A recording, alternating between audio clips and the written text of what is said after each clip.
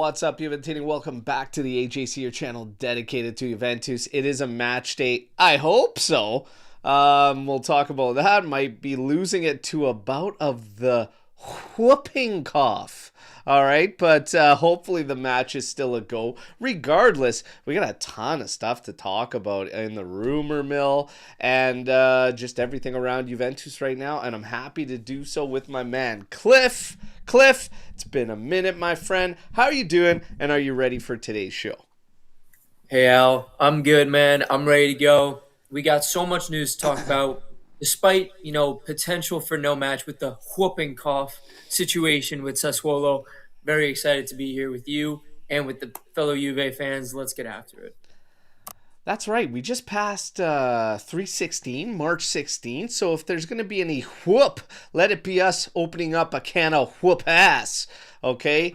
Oh, to the one and only Stone Cold Steve Austin. All right. Great to see you guys in the chat joining us. For those on other social platforms, head over to YouTube and subscribe. We just unveiled this month's kick giveaways. Okay. And here they are, just to reiterate. For all our subscribers, open for all our subscribers this month, 97.98 home kit with the Zizou on the back. All right, one and only It's a legend beauty. Zinedine Zidane. And then for our membership holders in legend status, these guys are cleaning up. There's not many in that tier status, but we appreciate them, and they are cleaning up. Okay, with multiples for them. 2002, 2003 home, and it has La Furia Ceca on the back, Pavel, okay? So a beauty right there. Those are the two up for grabs this month. Hey, pays to subscribe, all right? Pays to subscribe. Now, you guys know what to do, though. Drop a like as you come in. Smash that subscribe button. Good luck in the kit giveaways. But it's great to see you all in here. Alex Juve. We've got Cugino Eddie. Okay. Ciao, everyone. Forza Juve. Luca coming in here. Mitch. Forza Juve. We got Tuna in here. You. All right. Adam Khan. Ciao, tutti. Tuna. Talking about the whooping cough there. All right, Lord Fizz, good morning, fellas. Smash the like. Take Lord Fizz's advice, all right, and let's get that going. And it's always a good start when we get a Stone Cold Steve Austin reference to start off a show. With that, let's get to the business at hand, okay? We start things off with a lot of questions, a lot of messages, even when I don't bring them up and they're talking about Senesi. Where are we at with Senesi? Everything. Nico Skira hinting very subtly on his socials at the fact that things are moving along. Things are moving along, and they're still working out details between Juventus and Senesi as we speak. So interesting, but that's all that's really been said there for Senesi. But I'm going to say this. The more things move along here and the more names that are coming up and everything, I still kind of get the vibes like Senesi is almost like this must sign for Juve, I think. When you're looking at the grand scheme of things, when you're looking at how much work we're going to have to do, when you start looking at names, etc. But Senesi, for me, it feels like a must sign. And Juve should be pressing. And according to these guys, Juve is pressing. But for me, yeah, like I think it's starting to feel like it's a must sign. What do you think, Cliff? I agree, Al. I think Senesi's like just that type of player that we need right now in the locker room in terms of that center back room. I feel like we're that one center back away from having a more complete, rounded center back core with Bremer, Kalulu, Kelly, and then if you add Senesi to that, then things are looking a little bit deeper right now. We're a little bit kind of flat in that department. I think adding that type of center back that he is really brings more legitimacy to the center back core that we have. So I agree, and there have been shouts of other teams in Spain really interested in him. So usually that's a pretty good indication when you get names like Barca being mentioned with the same player. That's usually a pretty good indication that the player is of quality and worth going after. Yeah, and you're still going to get a whole contradiction of rumors out there on these other clubs and where they stand, etc. But Juve, I mean, it's time to probably ramp things up. If you haven't got the pre-agreement already, you came in, it was like 3 million euro on the table. You're probably going to have to go a little bit higher. But according to the subtle hints from Skira, Juve is working on details with Senesi. And this was steady across the board that Senesi holds Juve higher up on the list out of the teams interested. It was Juve and Barca pretty much higher up there, with all due respect to the other teams listed. But Juve's got a shot here, and I think it's a big one for them when you're talking about summer business and kicking things off. The free agent wire in general, Juve is going to have to, they're going to have to work free agency very, very smartly this summer. Okay, now you get to another name, Rudiger. Juve is looking at Rudiger. I'll be quite honest. I like it. And I said, I need somebody to be experienced as well to come in. If you're talking about experience, he's got a ton of it. I said we need a couple assholes too. He's an asshole. He's got some history with Spalletti as well. And when it comes to Bremer, this is the thing for me.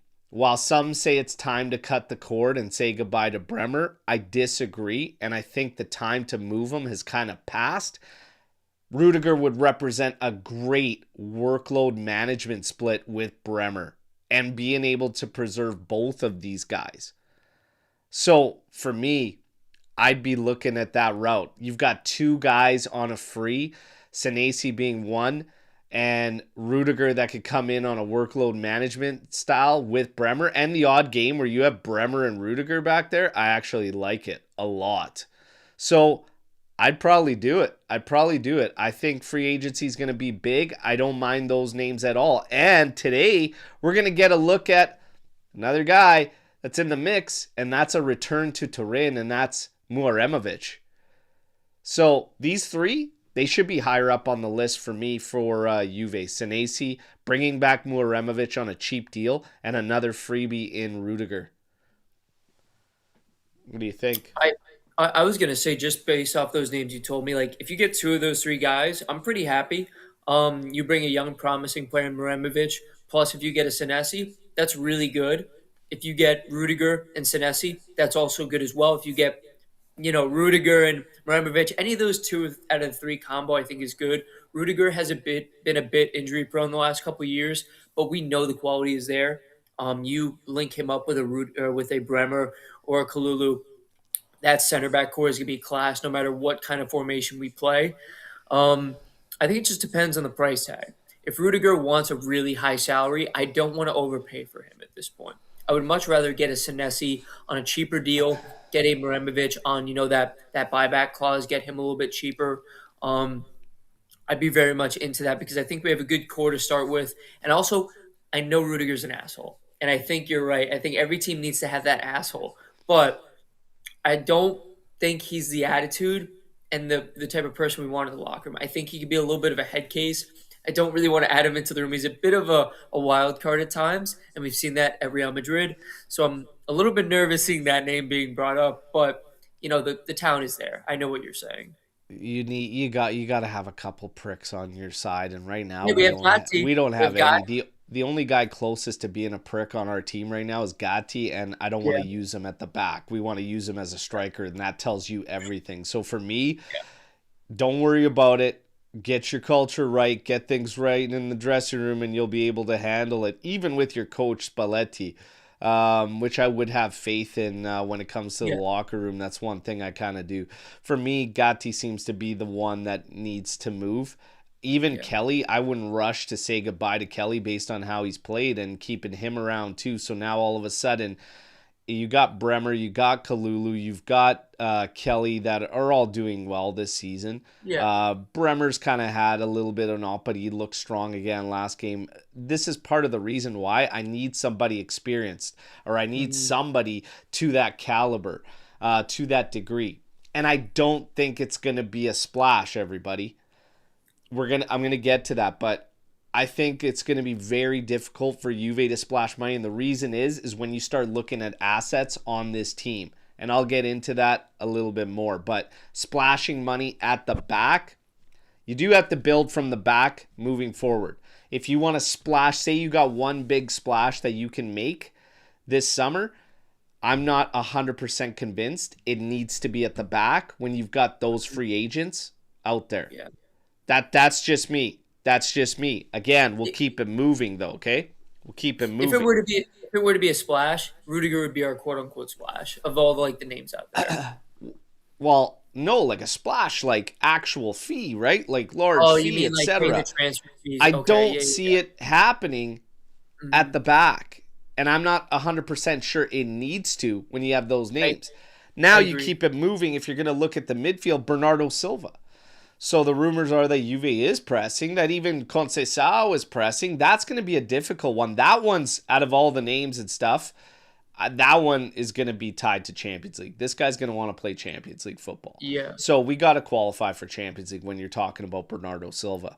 But the numbers that are coming out of what it could take, 7-8 million in salary, 2 million in bonuses, around 10 million annually, I have no issues with that. Like I said, that's right around where I expect him to be. He would be one of the best players on the roster when he comes in, if he comes in. Hopefully he comes in, but he would be one of the best. My thing is, give him the incentive-based bonuses. The bonuses need to be incentive-driven, but Silva, if you're Juve, you have to push for it. You can't back out. You need to keep pushing. You never know what's going to happen.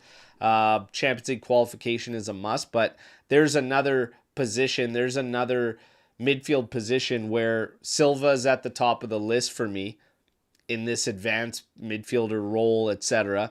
When you're looking at some of the other names that are being brought up, Frank Kessié, that's a no from me. Yeah, I'm 100%. pretty comfortable to walk away. Apparently, if it's Kessié, it's only if it's worth 5 million annually, so I don't see him agreeing to that, and I'm absolutely fine with it. Goretzka. We got news that his demands were 7 million net on salary, 10 million signing bonus on top of that, and he wants a 3-year deal minimum. I'm ready to pass if those numbers are accurate. Yeah, I agree. I just think he hasn't shown the production the last year and a half. He's kind of tailed off a little bit at Bayern, so I wouldn't say he's worth that money right now. Yeah, I gotta pass. I'd pass on Kessié. I'd pass on Goretzka. I'd make a big push, see what you could do for Silva, regardless of where you finish. But hopefully it's in Champions League, and I think you'll have a good shot, depending on some of these other sides that are in limbo when it comes to Silva. Because, again, there's going to be some competition for that player, and rightfully so. I think he still has a ton to offer. There's a lot of concerns from some fans about him, the age, etc., the level of play. Guys, Serie A is so fucking slow. Like, this guy Silva will be laughing. He'll be laughing. He would destroy in Serie A, I'm telling you. Well, because think of someone who's a similar play style, but a little bit younger is Bernard. I can't fucking say his name. Berardi. It's basically a much better version of Berardi, and he plays a very similar style. Very quick, but he's not a fast player. Very good in the build-up, very technically sound. I think, where would you play him? Would you play him as an outright winger and switch him with Conceição, or would you play him more advanced midfield and let him float out to the wing? Advanced midfield and let him roam where he needs to go. Okay. Yeah, I agree with that. Yeah. But again, we'll see. But so far, those names, I'm okay with. I'm okay with us looking at Rudiger. I like we're pushing for Senesi. I like we're pushing for Silva. Like, I have no issues here with these guys. Okay? And another midfielder, Lorenzo Pellegrini, continues to be on the list for Juve. All I'm going to say is this. You have certain names that would affect your starting 11. And you're still going to hear names that aren't really pushing the needle on your starting 11. He's one of the names that will not push your starting 11. However, I still think he would actually help out Spalletti a lot off the bench when you're looking at midfield options, because Cope Miners ain't bringing a goddamn thing. McKennie's at his best in a hybrid role, kind of off working from a flank position, whether it be wing back, whether it be, this 10 role where he actually starts off on Mm, the right flank. I actually think McKennie's better as a left back than Cambiaso is. mm. That's his best. Cold Miners ain't bringing anything. Adzic is going to leave on a loan. Miretti is borderline a player you might have to sell. I'm okay with Pellegrini being looked at on a cheap deal as a bench option.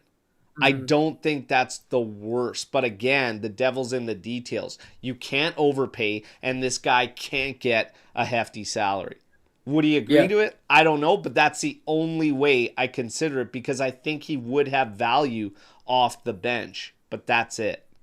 I a What do you? thousand percent agree. I 1,000% agree. If this is Pellegrini of like 5 years ago, then you could say, oh yeah, he could potentially like push the starting lineup and maybe be in the starting 11. But now he has tailed off in the last couple of years. Like I don't see the Pellegrini that I used to see, who you could basically put him at DM, center mid, and cam, and he could be effective in essentially any phase of the game you want.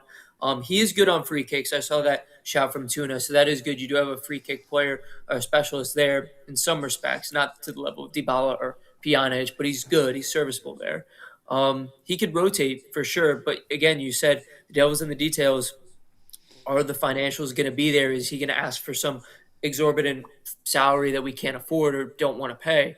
Um, I wouldn't overshoot for him at all. I think the only player in the center back or center mid market, I should say, that you would want to overpay for at this moment, who's been linked to us, is probably Tonali, and I don't know if we could afford him. We'll get to the big splashes. We'll get to the big Yeah, splashes. sorry, I'm jumping the gun a wee bit. I'm probably gonna crush some hearts out there, but I'm telling you, we'll get to it. We got to get to striker. Colomwani. Apparently, Spalletti green lights the chase for Colomwani. First up, and Juve is rumored to have him high on this list of targets. I'm just gonna say this: I'm not sold on Colomwani. I'm not sold on Colomwani and bringing him back. I'm not. And especially if PSG plays games on price tag. And this is where the rumors pop up this week of a potential swap move. Jonathan David and Colomwani. Here's my thing on this situation. Number one, we don't need to help other teams out.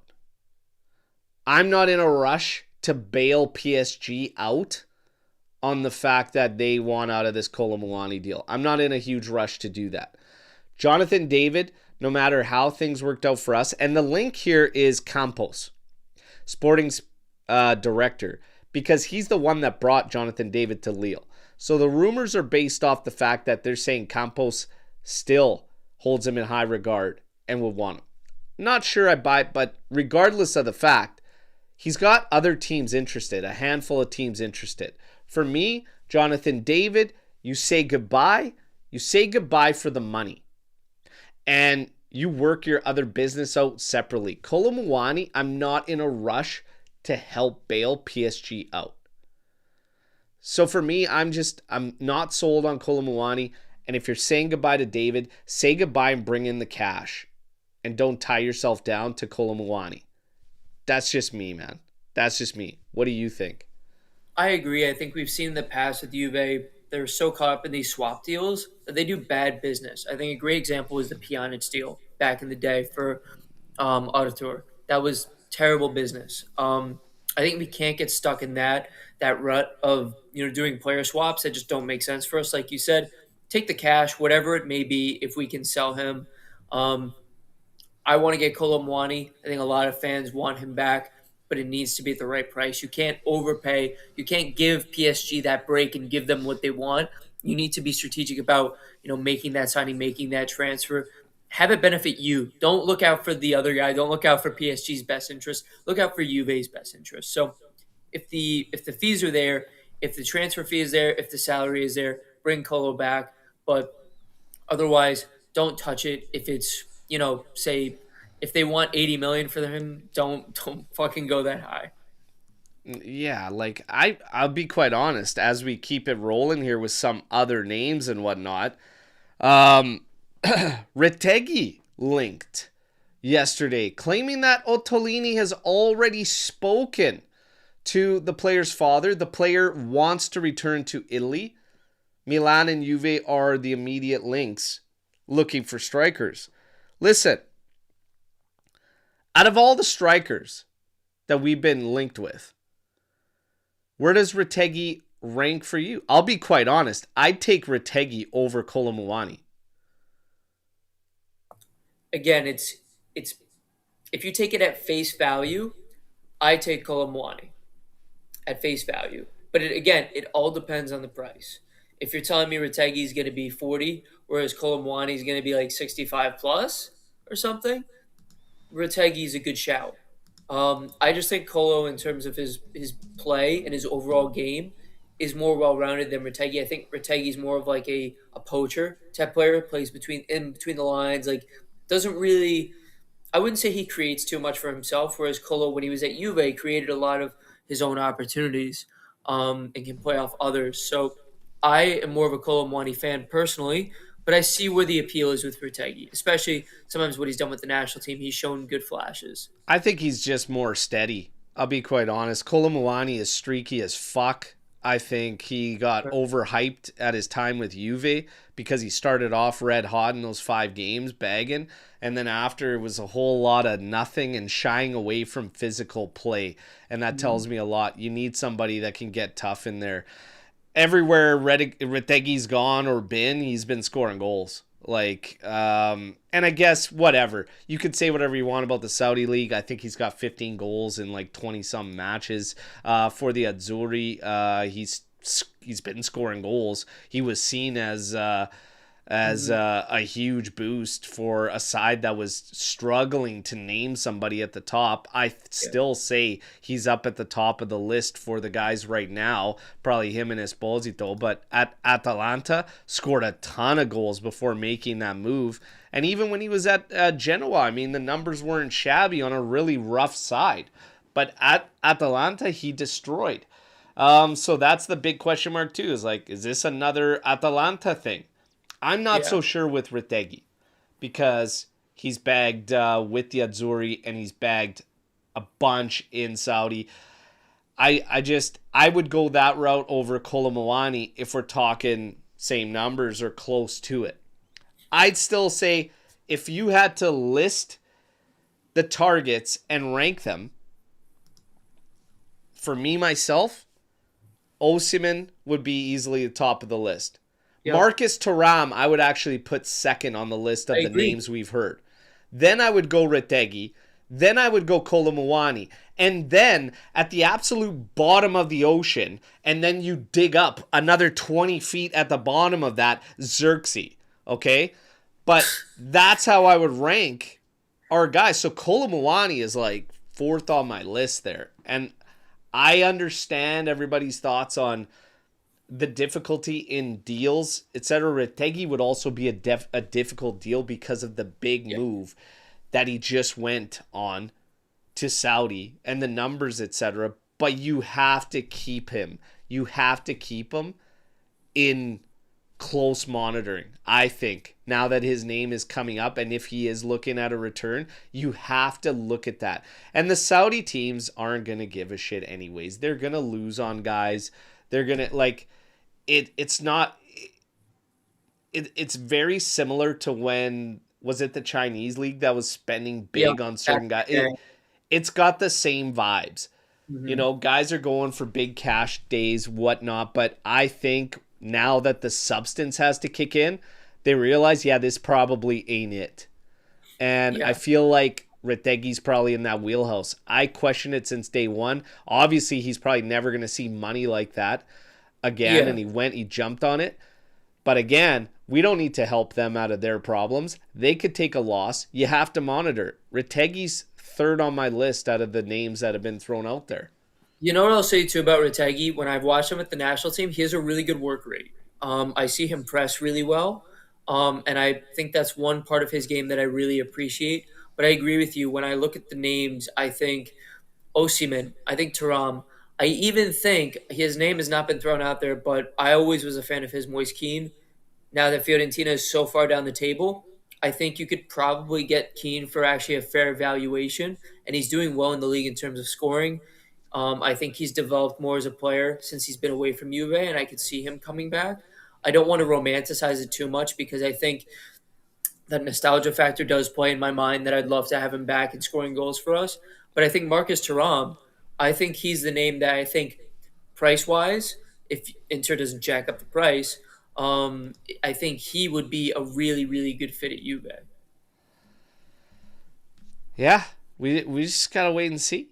We gotta wait and see. But I'll get to moves, etc. We gotta get to Leonardo, another return. Leonardo Spinazzola. Okay, Juve. Looking at it, so 32 years old. Okay, Spinazzola on a free. If there's no renewal, what do you think about that one? I love.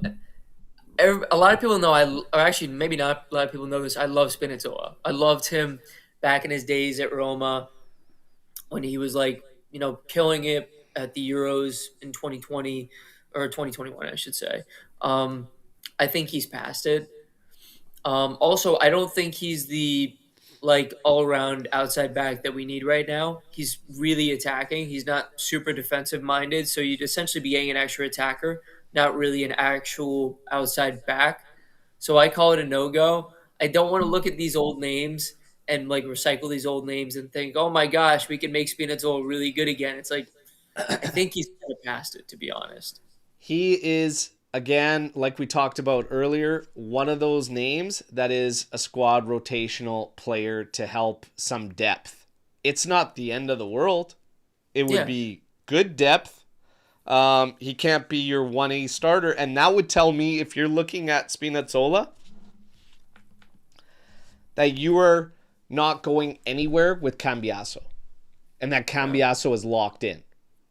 Because if these are the names you're going to start hearing at the left back position or left wing back role, then that tells me that you're locking in on Cambiaso and that he isn't going anywhere, whether you make Champions League or not.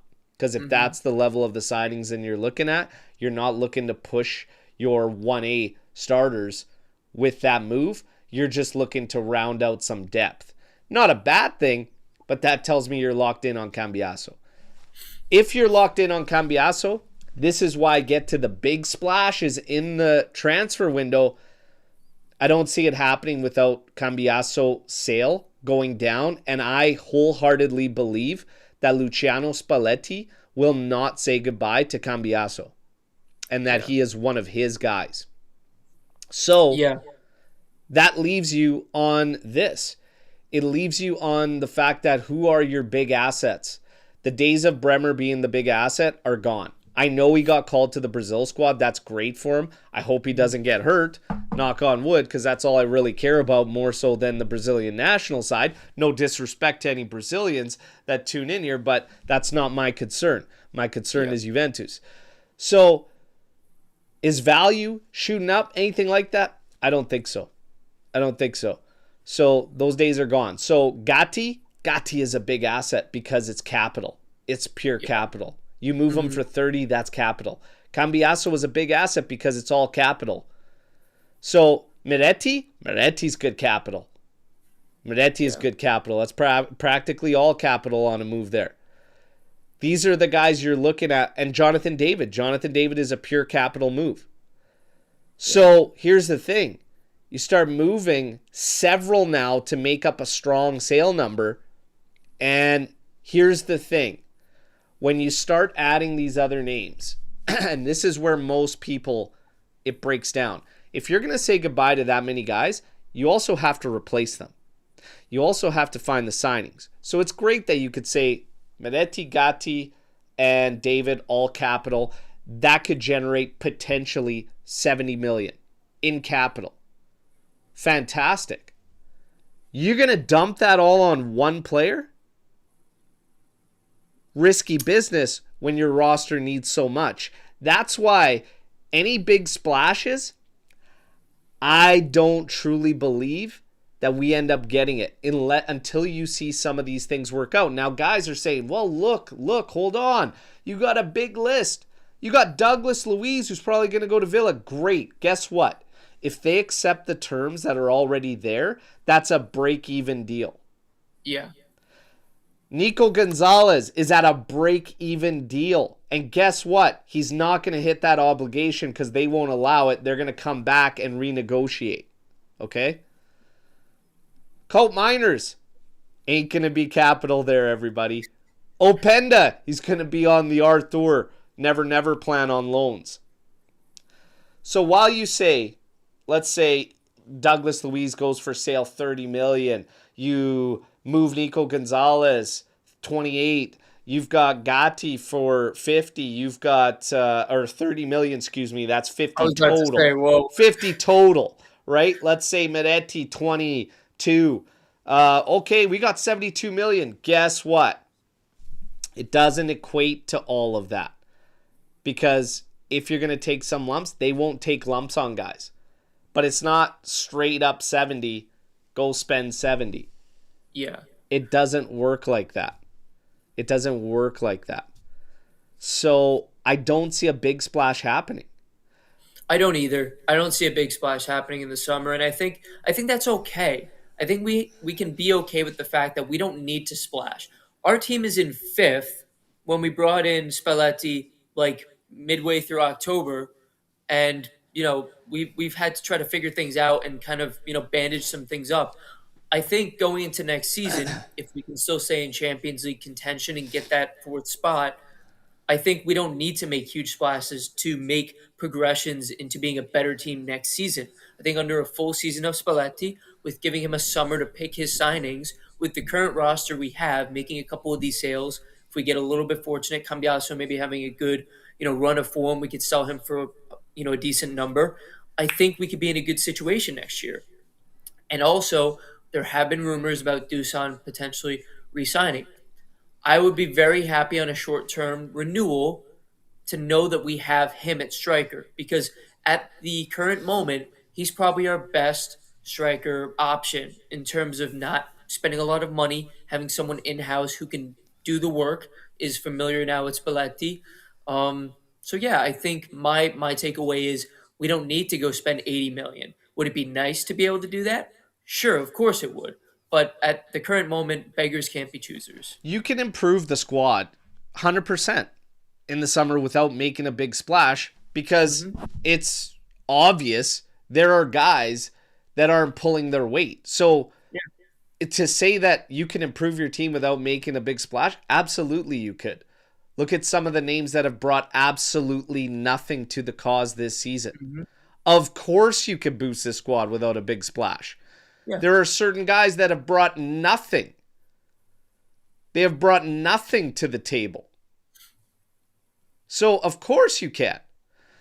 But Juve does have to work to get to a point where they can make a couple significant signings on guys that don't have question marks around them or are just market opportunities like freebies. But guess what? You can't scoff at free moves either. You got to be smart on working the free agency. And, I mean, we did it. We did it wonderfully through the decade of dominance. You got to actually incorporate that. So, experience is going to be one thing this team needs to get. Do you have to splash for experience? Not always.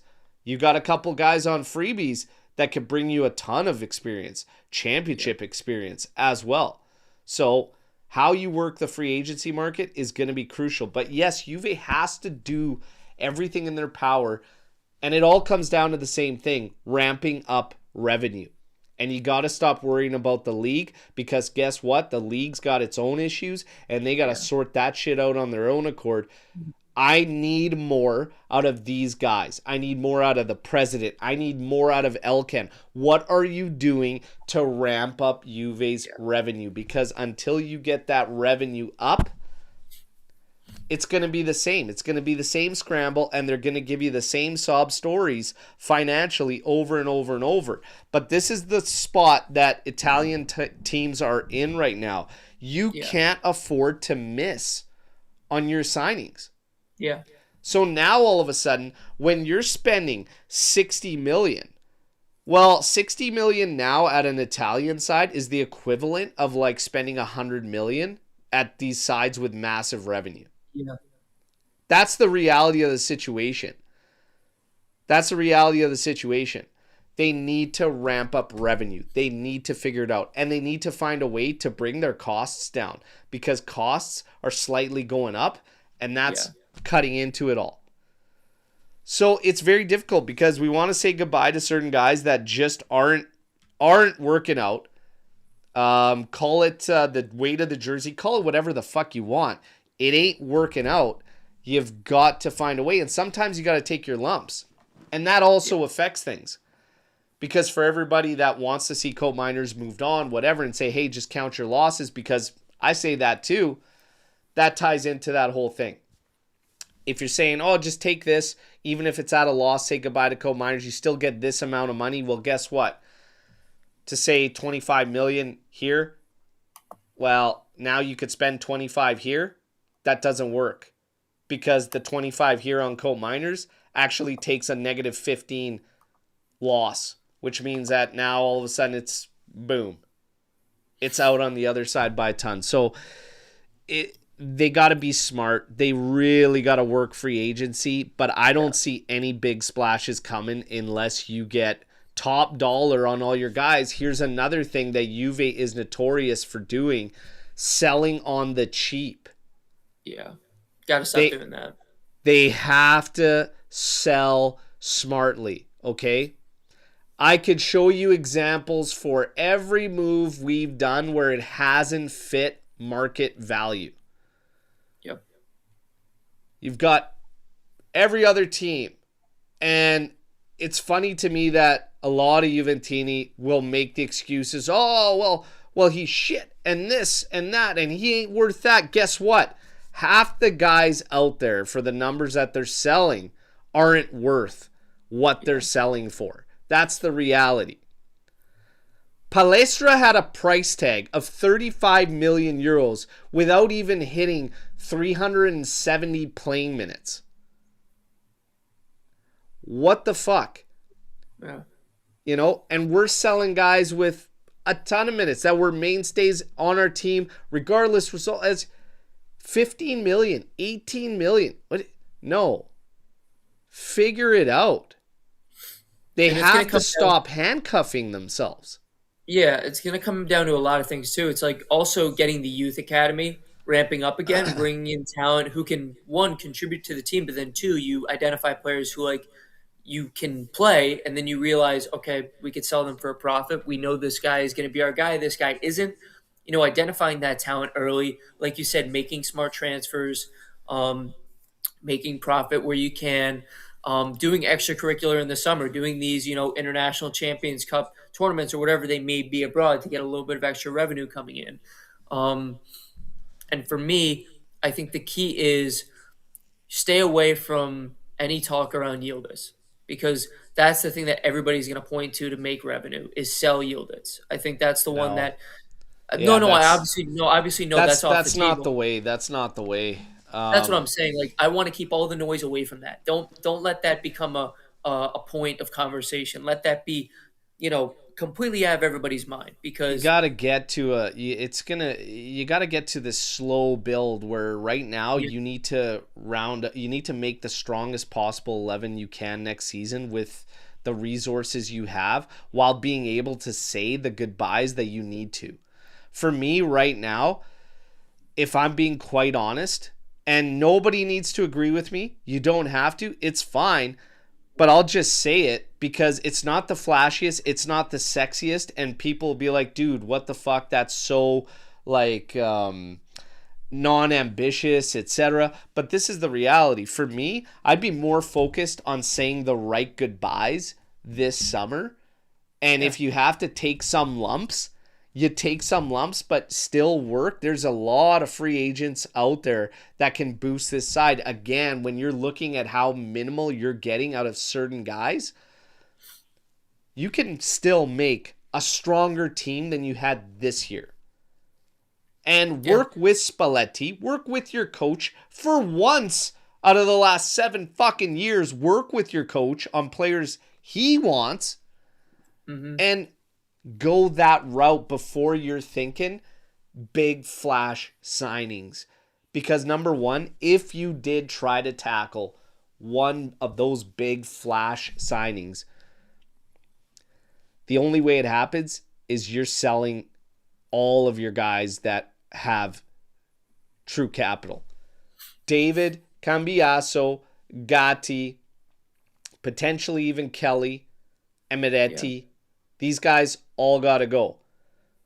You're selling all those guys and you're making a big splash on Osimhen, but now you're scrambling because you got to go and replenish the rest of the squad.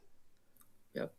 So it's patchwork. It's patchwork right now for a big flash signing. That's why timing might not be right, and you might have to bite the bullet and go into that second year with Spalletti, but you could still strengthen this squad.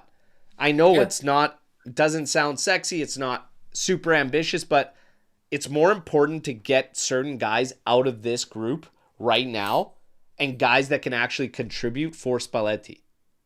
Hey, I completely agree with you, Al. And I think a really good point to make is look at the name below. Somebody who a lot of people dogged when we got him was Boga, which we'll get into in the match. He's on a really good run of form since we've gotten him. So it shows if you get the right guy at the right price point, he can make an impact. It's just about identifying the correct talent and implementing them in the system. Our starting 11 doesn't need a whole hell of a lot, but you can do a lot more with this squad by boosting the depth. That might be an unpopular opinion, but you might gain more with this Juve in getting way more depth. Depth might go a longer way than the starting 11 for me. Man, striker, and if and a midfielder, man. Like, you boost a midfielder there and give me one solid defender. Give me one solid defender to just add to the mix. Doesn't even have to be a world beater. Just give me one solid defender and give me a left back. But it seems like we're going to lock into Cambiaso. But you're not far off from boosting this starting 11. But the depth would go a lot farther for me with this Juve. You give me Senesi, you give me Kone from Sassuolo, just keeping Vlahovic up top, and then bringing a couple of the youth players in to get more opportunities, like the goalie at Avellino, who I love, Defara. He could get some valuable minutes, I think, in Serie A. Do some moves like that, and I think Juve would be in a great spot next season. We are going to talk about goalkeeper. First off, Ismaele Kone, 25 to 30 million. I like him a lot. I like Kone, okay? But I'm not so sure I make that. I'm not so sure I make that move. Okay. I'm not so we can sure disagree on that. That's okay. I'm fine with disagreeing with you on that. Well, listen. They're like, and again, Canadian national players, so the Chihuahuas are all going to chirp and do whatever they want when it comes to Canadian players. Promise David is probably the only Canadian player that should really be good. He should be the only guy that's on anybody's radar. If I'm talking a Canadian player, Alphonso Davies is kind of at the point now where he's starting to get banged up, which is a shame because he's devastating. But honestly, I like Ismaele Kone, but Promise David is the only Canadian I probably have on any serious team's radar, because I think after his next move, he's going to have a big price. He's going to have a big price. He's playing very well at Union Saint-Gilloise. So, don't sleep on Promise David. He's a very, very strong young talent. Looks, and he's got the exact same build, but he's hungry as fuck, and he's cocky as fuck, but same build as, like, Thuram and Osimhen. Tall, slender, physical, super strong, good finisher. That's the only guy. That's the only guy I would say bigger teams should have on their radar, because he could be a steal of a deal. But you can't be a big club and make him your 1A right now. But if you had room as a third striker for a young guy to take a flyer on, holy smokes, that could end up being a steal. That could end up being a steal. Great But shout. yeah. Let's take a look at some comment. Not far off. Not far off from improving your starting 11. I'm not so sure what's so difficult to comprehend out of the statements being made. But some people live under a big fucking dark gray cloud that just follows them everywhere they go and just love to live in darkness and pessimism. It's actually insane. Okay? Hey, you must be the life at the party. Okay? You must be the life of the party wherever you go. Relax. Relax. I think you should pull the comment from Alex because I think he made a very good comment. He said, for the first time, which, not the first time, Cliff, amazing picks. I've made many good picks on this show for a long time, not just the first time. I will have you know, Alex. Smelly Coney, I don't know. But we'll get a look at him today. I don't know, man. I'm not... I like for him, that but price tag, I think 25 is a really, really strong price tag for him, to be honest. Juve can't afford to take those shots and miss, though. But I don't think it's a miss. I think it's almost a guarantee he'll do well. I don't think it's a guarantee. Well, not if he gets a whooping cough. I think if you're talking 30 mil, man. I think if you're talking 30 mil, you gotta have more. I need more than just this season at Sassuolo. And honestly, it was rough at the start of the season. Rough. Okay. Took him a while to get going. I ain't doing that, man. I ain't doing that. Okay. We'll watch him today. We'll keep an eye on him today. Okay, so goalkeeping situation. It seems Di Gregorio is out. I mean, we could read the writing on the wall. I mean, when you lose that spot, I even said it on the last show. I go, how can you go back? How can you go back from this position? Being the starter, being the number one, being named this guy, and then losing your spot to the point where Spalletti does not play you anymore. Yeah. So now what? You can't go back from that, in my opinion. And the rumors, it was just a matter of time where they pick up, and they have, that he's looking for alternatives. He's looking for solutions himself. Perin wants to start, so the scenario has been brought up by many fans. Sell Di Gregorio. Just keep Perin. Well, we had this conversation a couple months back, and you had said, I think it was back in December, that if Di Gregorio didn't start for, I think it was against Atalanta, that Perin was going to take his spot. And I disagreed, and Di Gregorio ended up coming back and playing matches and stuff. I think we're at the point now where that's not the case, where it's going to be more of a 50-50 split, because it looks like Spalletti has lost faith in Di Gregorio. I don't think him or Perin are nearly good enough. I think of the two, Di Gregorio is a better keeper. I wouldn't say it's like a far stretch that he's a better keeper, but he's a better keeper at this point in time. I've always been of the mindset that he's good. He's not great. He's never going to be a Gigi Buffon. Nobody's a fucking Gigi Buffon. But for me, he is serviceable as your number one for now, but you need to be looking for solutions. You need to be looking for that guy who's going to take over. You look at Carnasecchi, you look at Caprile, you look at these guys who I think are steps ahead of Di Gregorio in terms of keeping. And then I said, the keeper from Avellino, I think you need to start giving him looks because he's been phenomenal in Serie B. Granted, it's Serie B, but he's put up some incredible performances. I've seen him make some saves, Defara, that I'm like, Di Gregorio could never make that save.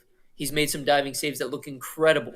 So I would very much give him a look, and maybe next season, integrate him into the fold, give him a couple matches, Coppa Italia, wherever it may be.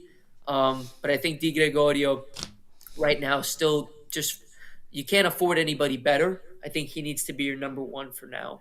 But it needs to be a 50-50 swap between him and Perin. Yeah.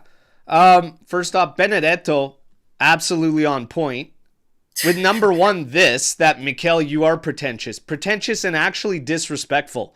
To the point of, I don't even know why you're here. Just leave. Or I could do you one better and just fucking do it myself, which I have no problems doing. But Benedetto says, I'd spend all my money on a keeper and get a bunch of free transfers. I would not. I would not I wouldn't do splash that. a big part of our budget on the goalkeeper. I just don't think that's a good plan for Juve. I think there's way too many options out there that would be an improvement. Yeah, I'm fine with saying goodbye to Perin. First off, if you're talking about the scenario of making Perin the number one, absolutely not. agreed. Absolutely not. Not a long-term solution. I wouldn't do it. I would say, see you later. And I'd get rid of him. I'd also sell Di Gregorio because I don't see a situation where it's beneficial to keep him and get another guy in and just do. I think it's broken. It's done. If Yeah. he's already looking, fine. Say goodbye. Alisson has come up and he's been brought in as like this top option. It's going to cost some money. Not a lot. Not a lot because Liverpool's already got their replacement. He's also injured by now, so it makes perfect sense that we'd be looking at him. Okay? Yeah. But Alisson, apparently one of these top guys. Even with the option. He took an option for his renewal. He took the option for his renewal. So he lands that. And he's still available. 15, 20 million, whatever. Look, here's my thing. You're starting to hear Guillaume Rest. So this is the French guy from Toulouse. 100 appearances, 21 years old. This is the guy Kamoli wants. So that's fine. Okay. Okay. I'm of the belief we need an experienced goalkeeper. Experience will help this group. It's one Yes. way to boost your starting 11. It doesn't have to be Alisson, but I do believe you have to find somebody experienced, and I think you should find a younger profile to groom with that experienced keeper. Yeah. Alisson, De Gea, they're kind of up there when you're talking experienced goalkeepers. Emiliano Martinez is there if you're talking an experienced goalkeeper. I hate the guy. I don't He's a want him. head case. I think he's classless, a classless mutt. I think we need assholes, not a classless one. But there are experienced options there, and I do agree in the rumors that state Spalletti wants an experienced guy. I'm down for that. I'm down for that. And I would do that. I'm so happy somebody mentioned this name, Vicario. If he wasn't at Tottenham and he wasn't in the Prem, I would say yes, but they would jack up the price for Vicario. I love him. I think he's I'm an great. absolute no for Vicario. Really? Absolutely not. Wow. Absolutely not, man. Absolutely not. I think he is shit. Whoa, that's crazy. Shouldn't ever even be on an Azzurri roster, like ever. I think he's grossly overrated. I don't think he's good. I wouldn't want Vicario at all. So we'll quickly pivot then. Who would be your top guys you would look at within the league? Because I think right now we kind of would have to look I internally. think we should pick up Caprile to be under an experienced keeper. Yeah. I like And I Caprile think a you lot. should send Dafara on a top flight loan like tomorrow. That's what I would do. Yeah. I think it's a great shout. I like I mentioned Caprile. I like him a lot. Yes, Benedetto. Last time I checked, I do have eyes. Thank you for asking though. Man, I Caprile- can't do Vicario though. That's a no go. That's a no go for me on that. That's but fair. hey, we got a ton of and on your we got a shout for Cliff getting a straight red from Panda on the Whoa! Vicario there. Whoa. But what about my Caprile shout? That's a good shout. Come on now. Well, I brought him up actually. So No. I brought him up. Stop it, Al. Don't you're trying to gaslight save me. yourself. Hey, okay, relax. Let's make it a yellow. But yeah, I think Caprile is up there. I think Alisson, he's too injury prone, personally. But he's obviously, when he's healthy, he's one of the best keepers in the world. I think it's Caprile, Tafara getting him at a top, maybe an Udinese loan. Maybe one of the teams that get promoted next season. I think Tafara could do really well in the league. Yeah. Well, Tafara, you need to see it. You need to see top flight minutes and stuff like that, and then we go from there. Look, let's see what's going to end up happening there. We got a ton of time to worry about the Mercato. Today, I don't know if this whooping cough is going to stop this game or not, but the fact that they don't even know, and you're not far off from this game going down, is actually ridiculous to me. Okay? But nonetheless, it appears for now this game is going through. So let's start talking about Sassuolo and Juventus. You're going to get a look at Muaremovic, and Cliff likes the pick of Ismail Kone. I say pump the brakes, but we're going to get a look at both these guys today in action. We talk about Sassuolo. Only one of Sassuolo's 4 Serie A victories against Juve has actually come in Turin, as we are the hosts for today's match. They have failed to keep a clean sheet at Allianz Stadium in 11 previous attempts, conceding an average of 2.7 goals per game. Safe to say, history will not be on Sassuolo's side. While recent form is also a concern for Grosso and Sassuolo. They lost to a late goal against Lazio, beaten by Bologna in the Emilian Derby last time out, dropping down to 10th place as a result. Fluctuating between wins and defeats, they have not drawn any of their last 11 league matches. So it's win or lose for Sassuolo, basically. There is no in between. There is no draws. It's win or lose. They do sit safely in mid-table, though, and look to avoid any type of quick, immediate relegation to Serie B. When you're looking at Juve, we beat Udinese last time out, obviously. The strike from Boga. Como got the result against Roma. Okay, so that keeps them ahead of Juve. We're looking for a third straight victory. 3-0 result in January's reverse fixture against Sassuolo. Okay, they were missing some key guys in that matchup too. They were missing some key guys in that one. So it's going to be a different story today because they'll have everybody that Grosso will want available will be there for them. Okay, but Juve have claimed maximum points from the last 2 meetings, scoring 6 goals without reply. Spalletti also, with a victory, would become the 4th coach to reach 300 Serie A victories. So it's a big one. It's a big one. We're at home. Let's get after it. By the way, Spalletti, I don't know if any of you heard the presser coming into this game, but he laid it on thick for the fans, for Juventini, and at the stadium, etc., and talking about playing at home. And it felt pretty authentic. Felt pretty damn genuine. I don't know if I've ever heard a coach talk like that about a set of fans or anything. It was pretty cool, though. Pretty cool. Now, keep it moving. Last 4 Serie A encounters between Juve and Sassuolo have been perfectly balanced, 2 wins apiece. The Bianconeri have won the 2 most recent matches with an aggregate score of 6-0, whilst the Neroverdi won the 2 previous ones with a combined score of 5-2. We all remember that horror show away that we lost to Sassuolo. Was that not the Gatti own goal? I think that was Sassuolo, was it not? Holy smokes. Juve are the team, obviously, who beat Sassuolo the most in Serie A. 16 out of a total of 23 matches. Okay, 4 wins for the Neroverdi and 3 draws.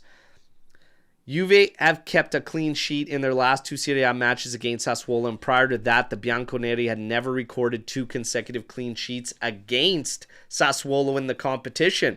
That's interesting. Juve have scored through 18 different players in the league this season. And in Europe's top 5 leagues, only Napoli have more with 19. The Bianconeri have not had more different scores in a single season since 2011-12 season, where they had 20. So if 2 more new guys show up on the scoreboard, you tie that. Yildiz is the player who's been involved in the most goal-scoring opportunities with 149 in Serie A this season. 84 shots on goal, 65 chances created. Locatelli has completed 2,047 passes in the league this season, more than any other player. Among midfielders in the top 5 European leagues, only Vitinha at 2,431 and Alex Garcia with 2,474 have done better. Dude's cooking. We need him cooking for us. By the way, Locatelli scored his first Serie A goal against Sassuolo. while he was playing for Milan. Okay? And I'm going to finish on this.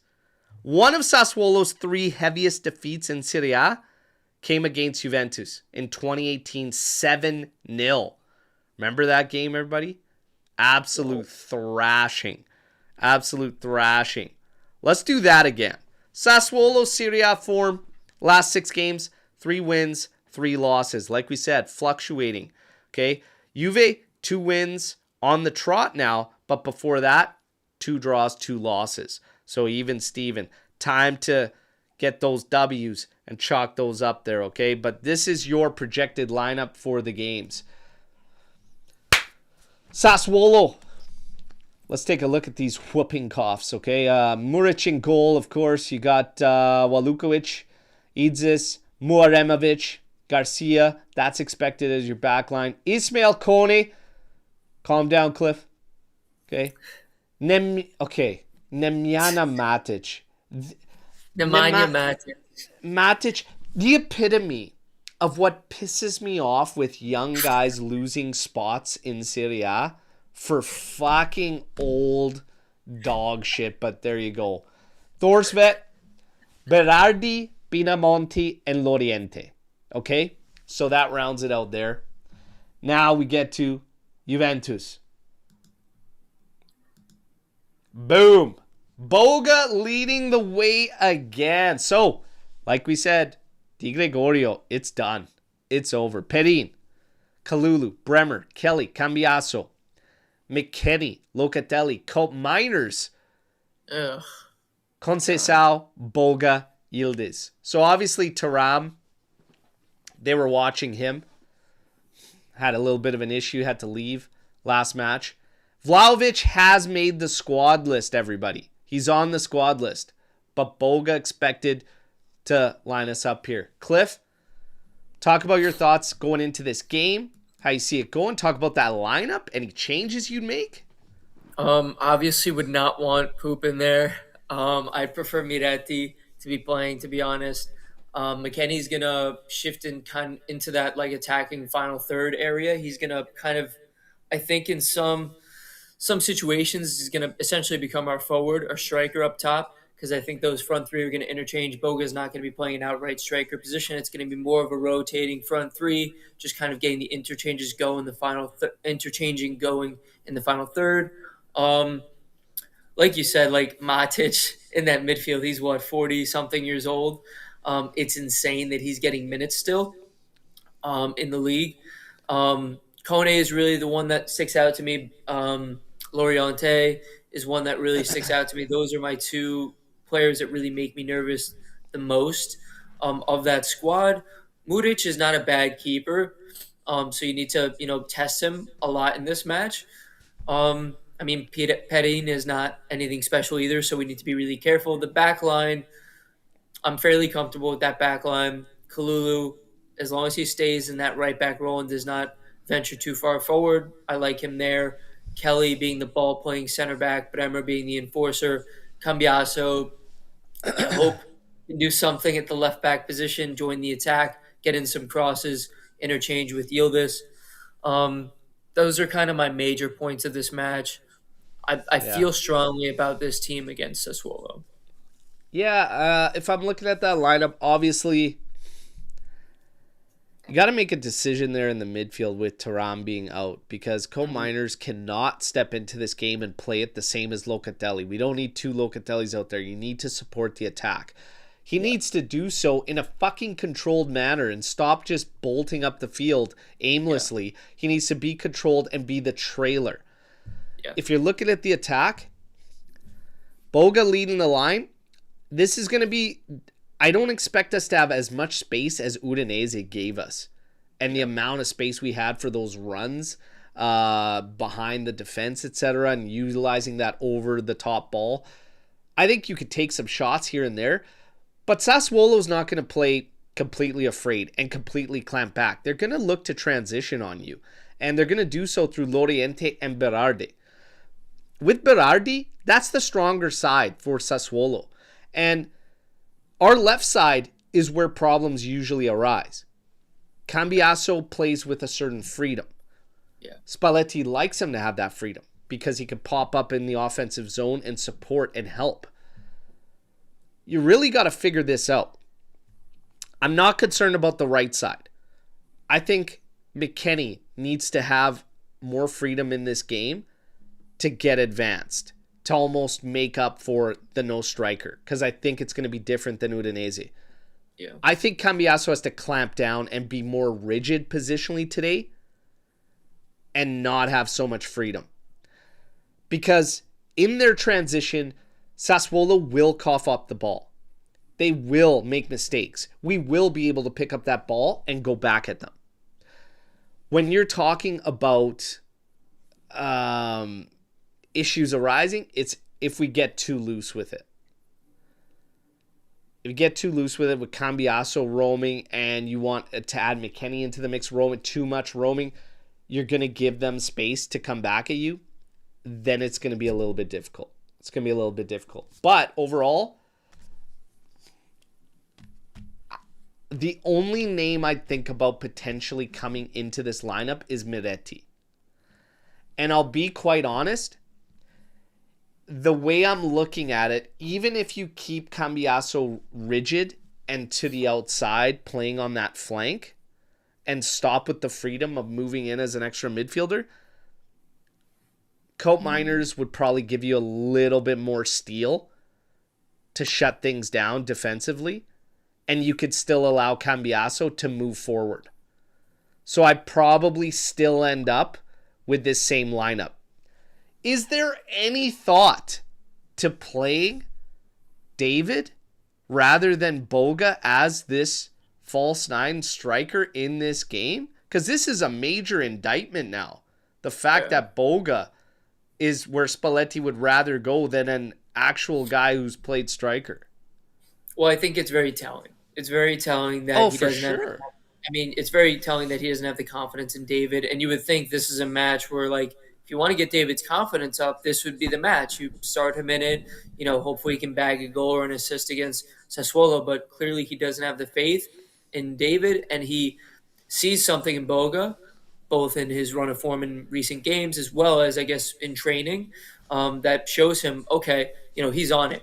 He's ready to fire. He's ready to, take his opportunities. So David can either use this indictment by Spalletti as an opportunity for growth and to say, okay, I need to work harder. I need to do better. I need to, be more aggressive, or he's gonna, fold under the pressure. So let's see kind of what David does after a decision like this. Will he get some minutes? Will he get the minutes in this game, or will Vlahovic be the first to come off the bench? Vlahovic will be the first substitution. I agree. In the attack, Vlahovic will be the first. Yeah. The only one he'll be second to is maybe getting Chico Conceição out of there. But Vlahovic comes into this game, I think. And I'd go as far to say he scores. I agree. I think if Vlahovic comes into this game, mark it. He's scoring. Yeah. Let's get into it.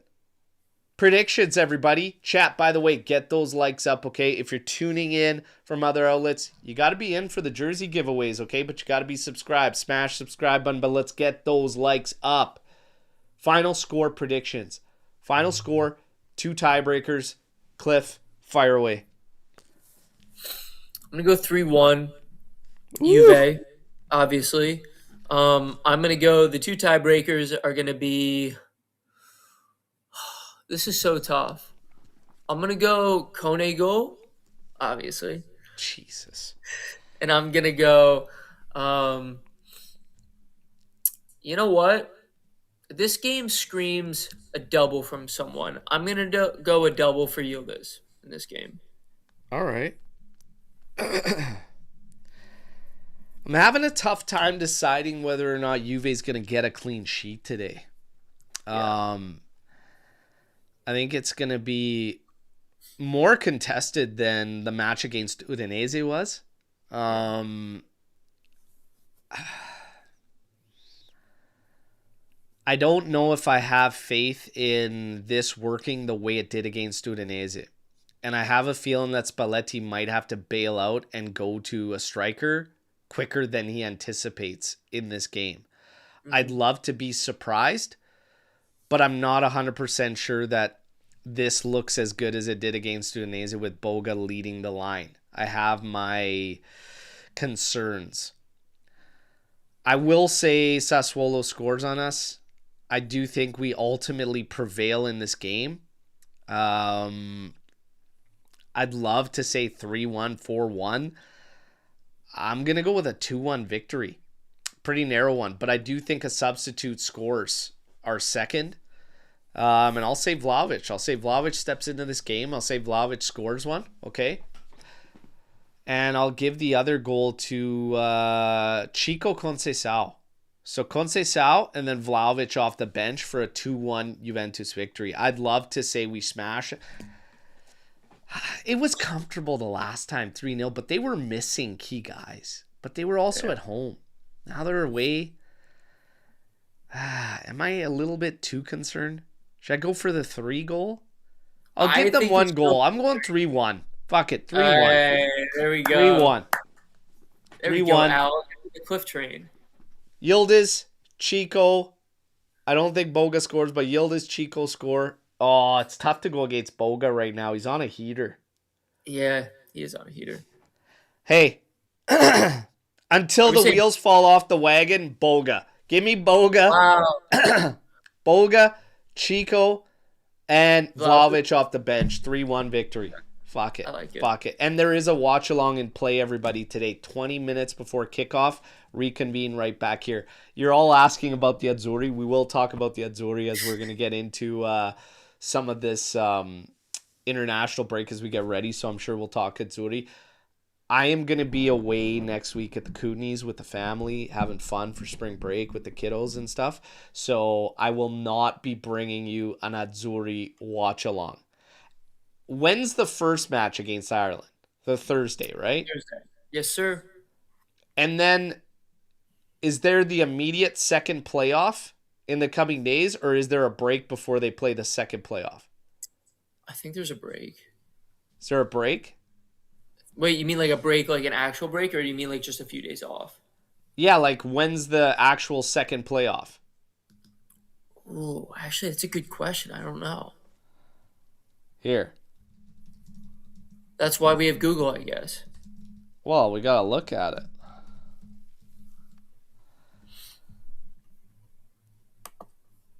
We got to look at it and figure this out here.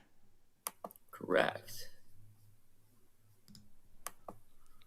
European playoff draw. Here we go. So, oh, of course. It just tells you the path. Doesn't tell you the days. Oh, here we go. So we've got 26th of March, and then 31st of March is going to be your follow-up. So let me tell you this then, everybody. I am definitely not doing the 26th, okay? The 31st, I will make work, okay? I will make the 31st work. But let's see what happens. I'm thinking of taking a day off from work to watch that Italy game. I don't know if I should do that, but Hey, Panda, welcome to the AJC Legends. Now you're in. Now you're in on these Legend kits. By the way, this one right now, 2003 home with Nedved. Panda, you the man. Much appreciated for the support. Storm the barn, everybody. Let's get into it. Let's get into it. Putting Dusan Renewal and Kolo Muani, realistically, give me 3 names of good strikers that we could try to get in the summer. Do not include Osimhen. Well, probably who we mentioned earlier, Thuram, Retegui, and for me, Keane. I think those are the 3 names that are realistic, but also make sense systematically and just in terms of their ability at the striker position. Those are the 3 that I would target. Yeah, I mean, I know what everybody says about the Thuram thing, but there's always a shot, man. Retegui is an interesting one. You got to get in there, but I think they're all realistic. Like, I mean, I get the whole Inter thing and whatnot, but guess what? If he doesn't want to go to Saudi and you're just all about getting your money, I can't see Marcus Thuram wanting to go to Saudi. And guess what? If Juve actually did say, you know what? I want in, You're telling me Lilian Thuram wouldn't be pushing and wouldn't be like, dude, you got to hold your guns. You got to hold your guns, son, and you got to create problems, and this is business. I'm just saying. Yeah. Just saying. And then guess what? As time goes on, as the threat of Kefren Thuram playing his cards, guess what that happens to the price? Yep. Players have a lot of power in this game when it comes to transfers, but I'd take Retegui over Kolomuani personally, and I'd look at that. I would seriously be looking at that right now if I was Juve. Keep it rolling. We should be looking at our youth players and focusing on getting Italian players. Tired of these old heads and mid-form players. So, yeah, I mean, journeymen in the league need to stop. I've talked about this a lot. The belief in Italy is that this experience pulls you forward. And the experience is what's going to keep us safe from relegation. And it's all about, like, for these smaller sides, staying in top flight, maximizing the amount of revenue you can get by staying in the top flight. But guess what? You gotta, like, it's not up to the big clubs in Italy to groom the young talent. That's a ass backwards setup for a league. You want your best to represent your country, like your league, in the best way possible. And guess what? Only the elite of the elite for young players should make that crack. Otherwise, their focus needs to be not grooming young talent in their starting 11 or their roster, but it needs to be going as far as possible and putting on the best possible display for your league. When you have these other smaller sides where the young guys should be getting their top flight minutes, and you're giving minutes to fucking 38-year-olds, 37-year-old journeymans, that's where the league is failing. I don't believe that Italy has no good players right now, and it's just a shitty talent pool, whatever. I think you just don't know exactly what you have at the moment, but you got to groom it and you got to work something out with these teams.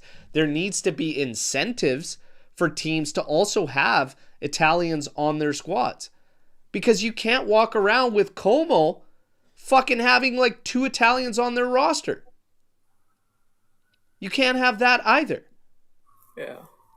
So while everybody wants to paint this great picture about Como, oh, they play next to a lake. Oh, this is fantastic. They play good ball. That's beautiful. It's doing fuck all for our league. Yeah. It's good in terms of like the quality that we're seeing a team of Como's quality come up and do well. But in terms of the Italian player pool, it's not really doing anything from that perspective. We're not seeing Italian players thrive on that team. You have to, like, for me, I love seeing an Italy that has a Juve spine. Like, I love seeing the connection. And historically, the Azzurri sides that succeed have a big Juventus spine, right? And Juve needs to, I think it's important for the big clubs to have Italians in there, because when you talk about the weight of the shirt, who knows more than the Italians about the history of these clubs? Yeah. Like, it means that extra bit more to the Italians, and they understand what it's about because they've grown up around it.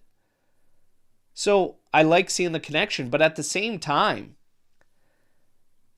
we got to do more to groom these guys to the point where we need to look that route, because right now, I'm not so sure we need to look that way.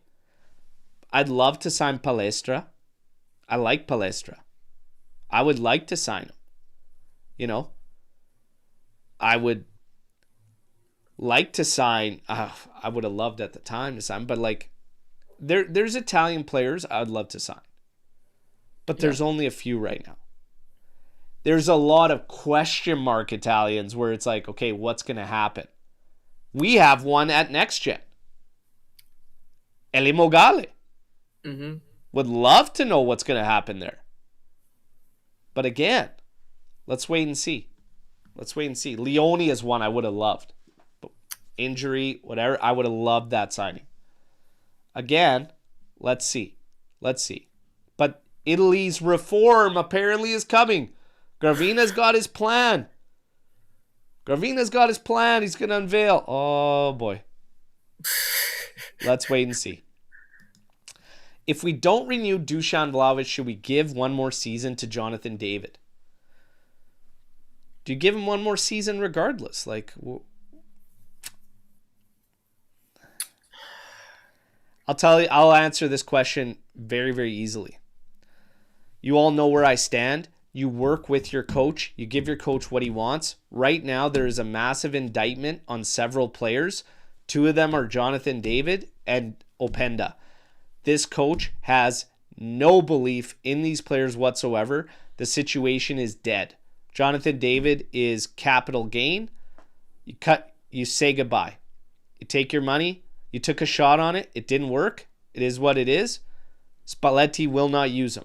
If you're going to go to a 4'9" Boga, he's obviously taller than that, but you're going to go to Boga before any striker, that tells me everything I need to know. It's done. So I think regardless of the renewal, you just say goodbye. That's just me. Yeah, I mean, I think when your coach makes an indictment like this, not starting you against Sassuolo, I think that's when you know it's over. So I think just from the fact that Spalletti's lost faith in him, I think you have to say goodbye. Yeah. Yeah. Does Kelly deserve a call-up? Did Kelly deserve the call-up? I haven't looked at the England roster. I'm just going to pull it up. But from what I know, from what they have, I don't think so.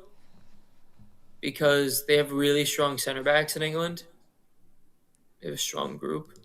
John Stones, I believe. Gahey. Tamori.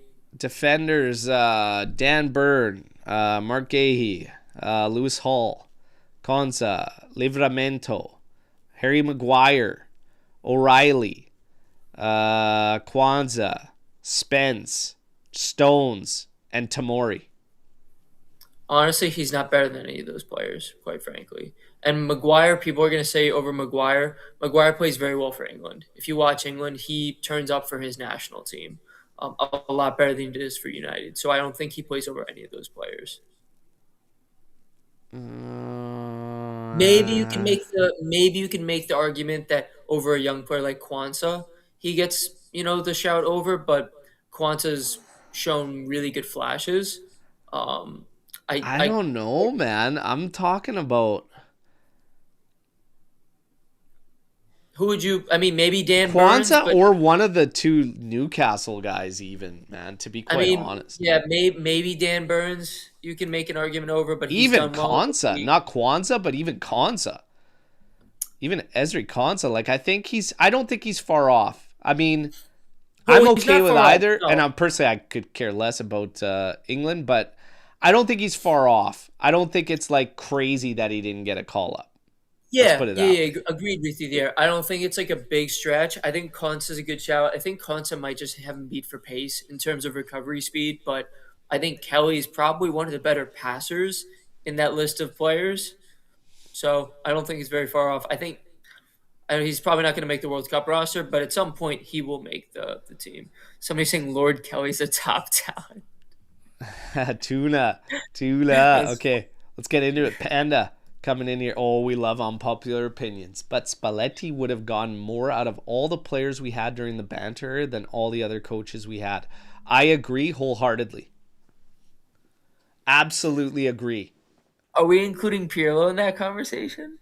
Of getting more out of the players, he would have gotten more than what Pirlo did out of that group, 100%. Yeah, probably because he would have had Ronaldo. I can't disagree with this comment. Based on what I'm seeing, and I'm the guy that's been fighting it all along, saying we're playing garbage, and yeah, we need to boost the roster, but you can't tell me these guys are that incoherent. Like, Juve has found all the players perfectly that cannot play a decent style of football. I fucking failed to believe that. So I'm going to agree. I'm going to agree with Panda on this one, and I don't think it's unpopular. I'm gonna agree with it too. I like the take. I feel like the renewed the. I feel like they renewed the third goalkeeper so that you could show the ropes to the two new goalkeepers coming in the summer. Pinsolio? Pinsolio's the GOAT. I don't know what you're talking You're gonna about. show them where the espresso machine is and say, "Here you go, lads." What do you call Moise Keane after he finished a game? Moist Keane. Oh, buddy. That's Adam. disgusting. That's a red. That's an absolute It's not red a red, card. yellow. That's a Take it easy. red. What are you saying? That's Cliff, red. you're on a yellow too, so take it easy. That's dissent right now, motherfucker. Pump the brakes. You come at me one more time. That's a no. You know what? Fuck it. Second yellow, red. No. But sir, And we're not sir, going to VAR. There is no VAR where I come from. I'm allowed to talk back. I'm the captain of the team. Oh, give a shit. Second yellow, red, and Adam, your yellow stands. This is awesome. That was good times. Okay, who was Juve's best player during this banter era? Who was Juve's best player during the banter era? Ronaldo. During this last stretch without Scudetti. Well, Ronaldo. Bremer. Well, no, because Ronaldo? we won. We won with Ronaldo right before he left and stuff. What was that, 2020? It's Bremer or Loca. It's Bremer or Loca for me. McKennie could be a shout, but McKennie also took off for a loan and stuff, and I think it's Bremer, man. Is Yildiz not in the conversation? Yeah, but Yildiz came in, what, 23? Yeah, she's a little bit late. So he's a little bit late, right? I'll give it to Bremer. Yeah, I'll give it to Bremer. I'd probably say Bremer. Bro said Pogba. Get the fuck out of here, Pogba. Pogba. Pogba. My gosh. Do you think we should grab players from the relegation teams and or smaller sides to improve depth and or find gems? I'm done dealing with Atalanta and other top teams. You know what? I mean, yeah. Juve's got to seriously start figuring out a game plan to combat this price. And this is what kills me about this league. This league will jump on the money because of where it stands, and that's why the league pisses me off so much, because they're doing nothing to help clubs with revenue, etc.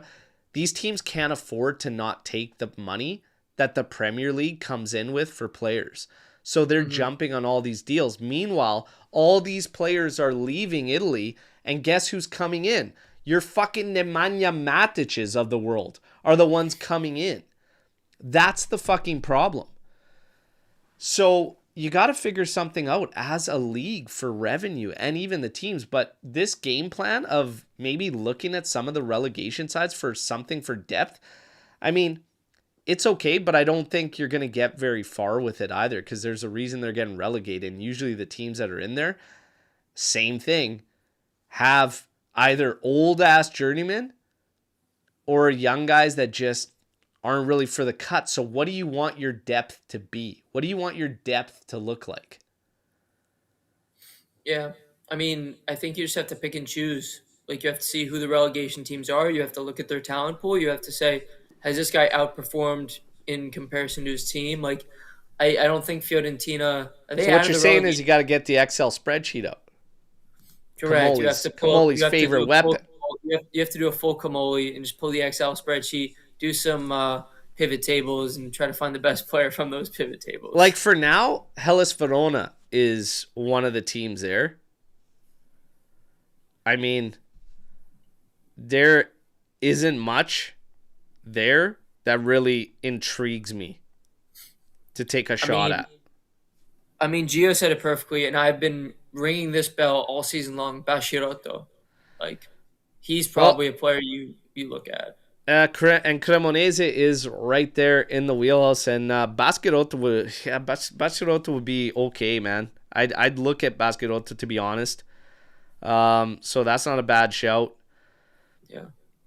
There are some players that could add some depth in there, but again, who are you comparing him to? Who are the other options?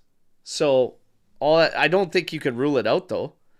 Yeah, because if you're saying Bashirotto on like, 15 or 20 mil as opposed to having to overpay for, I don't know, just take your pick of whoever's out there. Say Lukumi from Bologna and they want to, charge you way more for him. Like, you go Bashirotto. Yeah. Let's keep it rolling though. Yeah. Loca should wear the armband of La Nazionale, only true leader on the team. You're 1,000% right, but we're living in a world of Blocco Inter where these guys are probably going to make a very beautiful kit. Just another memory of yet another failure. Fuck, it's hard to support these losers from Inter Merda. But I'm telling you, Loca's a fucking beauty. Listen, I think I was just gonna say, let's get into the Azzurri. Yeah, I was gonna say to the before we like really jump into it, I would say it's a problem when like your best players are Bastoni, who flops like a I don't even want to say the words, but he just flops. DiMarco doesn't do shit for Italy. Marco is a crossing merchant. He is a crossing merchant. He is a free kick and corner kick merchant. He is not an elite left wing back or a left back. Let's get that perfectly clear. He is not elite at that position.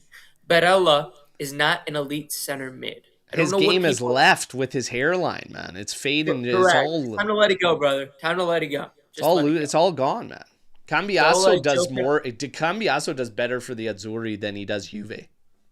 Yeah, 1,000%. Funny enough, because of that dipshit DiMarco, where does Cambiaso usually play? The right side. I'm telling you guys, Cambiaso's a fucking right-sided player. He's better on the right side. But I digress. Listen, the Azzurri. Chiesa gets the call now. Fucking guy refused Gattuso before. When he was actually getting minutes, now fades into the abyss on the bench and now accepts the call, etc. This guy's pissing me off, man. I'm sorry. He pisses me off. Chiesa pisses me right the fuck off. But I understand taking him. But I'll be quite honest. I actually believe Berna should probably be on that list based on how he's playing this season. Like, he should be probably on that list. I don't understand why you need to bring 4 goalkeepers. That's weird. Could have probably used an extra spot somewhere because 7 center backs for 2 spots and fucking none of them are good. I don't know. It's wild to me, man. But there's question marks all over this. But all I'm going to say is this. Just qualify, for fuck's sakes. I don't care how. I don't care whatever. Just get the job done. Is Italy qualifying? What do you believe? Yes. I think they finally... It's not going to be pretty. By no means do I think it's going to be pretty, but I think we get it done finally. I think just like...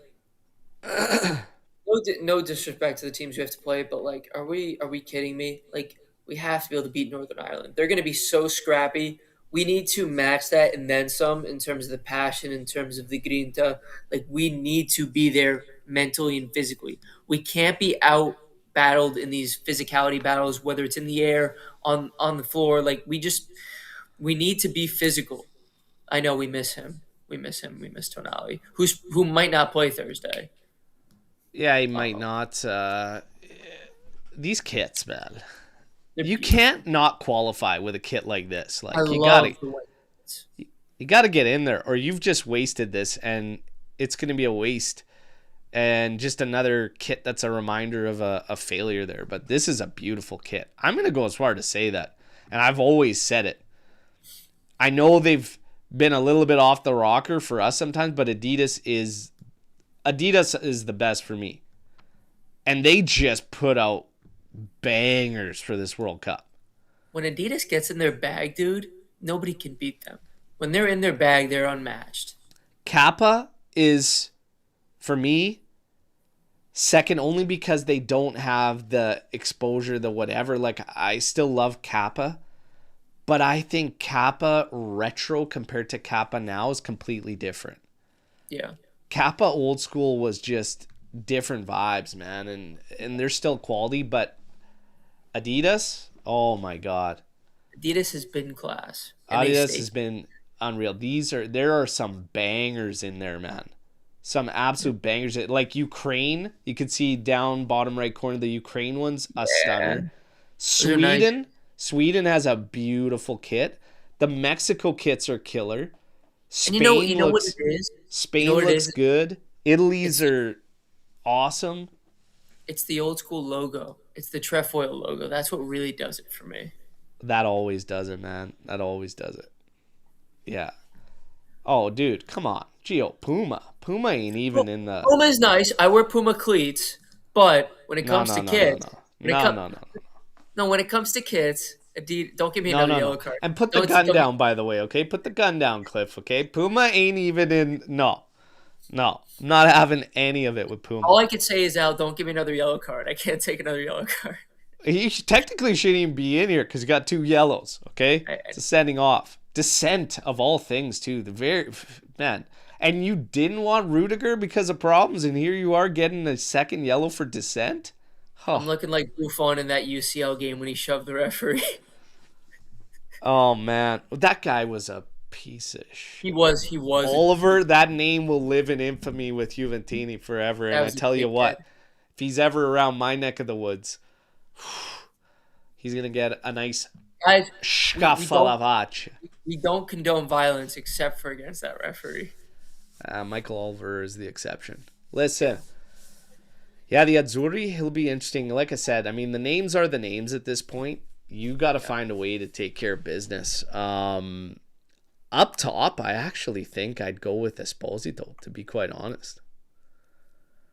So are you on the Esposito train? No, I'm not. But I'm saying for the Azzurri, I actually think I would. Yeah, I think this game dictates having like a big, strong, like somebody who can get up there and get some headers. Because I'll tell you what, that kid he can head the ball. So I would really look Are at we him up playing top. 3-5-2? Like, what are we going to do? You don't have center backs to play. Like, you can't play a back four with this team. Mancini is garbage. Bastoni is garbage. In a back four, like, just there's no chance. And you have Calafiori, who's also this hybrid center back that isn't like a true in a 4-man back line.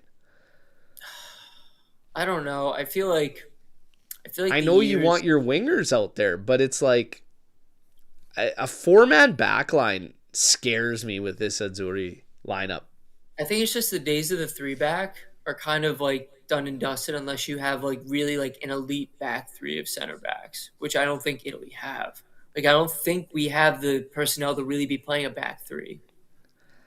I think you have to go 3-5-2 or a 3-4-3, and you need to make up for your wing back needs to be more dynamic. If DeMarco's going to do his standard bullshit for the Azzurri, then it ain't going to work. And you might have to go Cambiaso on one side and then utilize one of your winger style players as the other guy just to get away with it. And it could still morph into this back four, but it's a little bit more hybrid-esque.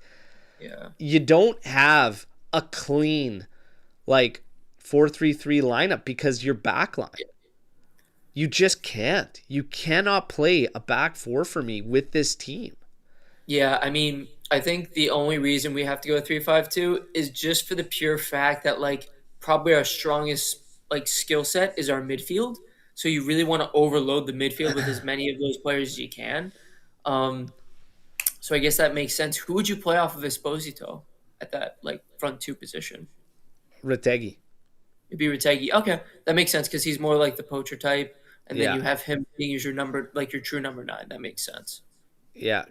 And if we did 3-5-2, you can have one of your like more forward, like not a winger, but play him as like off of those two strikers with a little bit of roaming, right? Yeah. 2-man I don't- pivot. But then you get into the midfield question marks, and it's like, man, a lot of people are saying it, and they're like, does Barella start? Like, does Yeah, I Barella don't even know start? if he starts. I don't even know if he's good enough to start, to be honest. I know he's been playing awful. Well, I mean, the thing is, like everybody, after a couple years ago, he was probably at his peak. He was a good box to box, but then probably the last 3 or 4 years, I have not been impressed since the Euros with him. I have not been impressed with his overall game. I think he lacks a lot. I think he cries way too much. I think he needs to get on with it. I just don't know who the like for like replacement is for him. I just, yeah, there's nothing I'm really comfortable with this lineup, and that's a problem. That's a Yeah. problem. Like there, any way we slice it, I'm not really comfortable with the lineup, and that's a shame for an Azzurri side. Like that's a damn shame, and it's tough. But I will say this: um, Gattuso might be relying on reputation. Yeah. I don't think he's the guy to make a bold call or Yeah. make any of these outliers. I don't think you'll see. I think you'll see the guys with more caps to their names be relied upon, and I think it might call it whatever. You don't want to risk it. It's too dangerous. You got to qualify. You go with the guys that have been there, that have the experience, etc. Okay, but if their game hasn't been to it, are you playing with fire? Is it more risky to not give a younger guy who's hungry, who has been playing well? This is a tough spot, and I really feel for Gattuso. And I'll just say this: whatever happens, I'm not going to blame Gattuso. It's Yeah. just a No. shitty situation that he had to come in because they never acted accordingly. Funny enough with our current coach, but he should have been let go earlier, and they should have had a solution before that. But nonetheless, Yeah. it's tough, man. It's tough. It's pretty nasty.